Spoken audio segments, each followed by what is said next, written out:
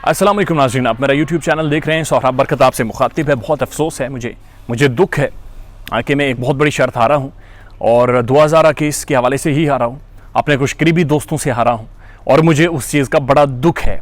ये शर्त हारने का बड़ा दुख है। हुआ ये कि हम सारे दोस्त बैठकर वीडियोस देख रहे थे और इस केस की जो मरकज़ी मुलजिमा हैं, जिनका नाम FIR में शामिल किया गया है, अदाकारा जिनका काम है डिफेंड करना, जिनका काम है एक नैरेटिव बिल्डिंग करना, उन्होंने एक वीडियो बनाई, मंजर आम पर आई उनकी वीडियो कि मैं डेंटिस्ट के पास जाते और डेंटिस्ट दांत कैसे ठीक करता है, दांतों को कैसे खूबसूरत बनाता है, दांतों को तराशता खराशता कैसे, इस तरह की कोई बातें हो रही थी। तो मैंने उनसे कहा कि ये जिस डेंटिस्ट के पास जा रही हैं, ये डेंटिस्ट आगे डॉक्टर होगा, यही 2000 वाला डॉक्टर होगा, और अगर ये डॉक्टर नहीं होता तो यही वाला सर्जन होगा। ये लाजमन इन्होंने देखिएगा आप चेहरे की रंगत चेंज की होगी, होंगे यही, क्योंकि ये काम ही इनके सारे जाली हैं। ये ओरिजिनल कोई काम नहीं करते, ये असली कोई काम नहीं करते, इनके सारे काम जाली होते हैं। तो ये वही डॉक्टर होगा और ये वही सर्जन होगा। I was pretty much sure, लेकिन मैं शर्त हार गया चूंकि आगे वो डॉक्टर नहीं निकला।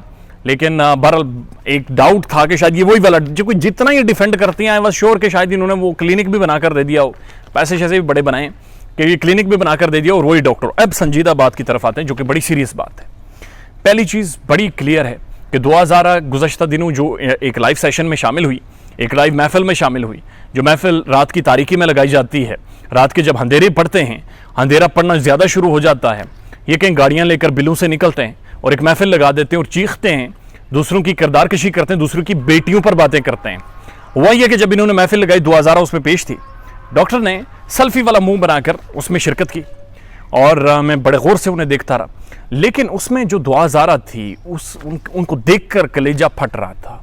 इतना सा मुंह उनका रह गया है, आंखों के नीचे स्याह हल्के पड़े हुए, और ऐसा महसूस हो रहा था जैसे उन्हें मंशियात दी जा रही है। यानी बैठे बैठे भी वो गिर रही थी, उसके शोल्डर पर गिर रही थी, उसके कंधों पर गिर रही थी, और वह ऐसे कंधे मार मार कर ऊपर कर रहा था कि हंसो, मुस्कुरा मुस्कुरा कर बताओ कि हम लोग कितने खुश हैं। 1970 की एक था माली में, मैं जो माली डॉक्टर हूँ, मैं कितनी ज़बरदस्त तुम्हें नूडल्स और पिज़्ज़े और जिन पापड़ खिलाकर तुम्हें एक आला मेयार पर लेकर जा रहा हूँ। और जब इनसे पूछे बच्ची का वजन कम हो रहा है, वो टेंस है, वो डिप्रेशन के मरीज़ा बन गई है, ये कहते हैं जनाब वो पिज़्ज़े नूडल्स खाती है, वो जिन पापड़ खाती है, तो इस वजह से उसका वेट नहीं बढ़ रहा। ये इनका आर्ग्यूमेंट है।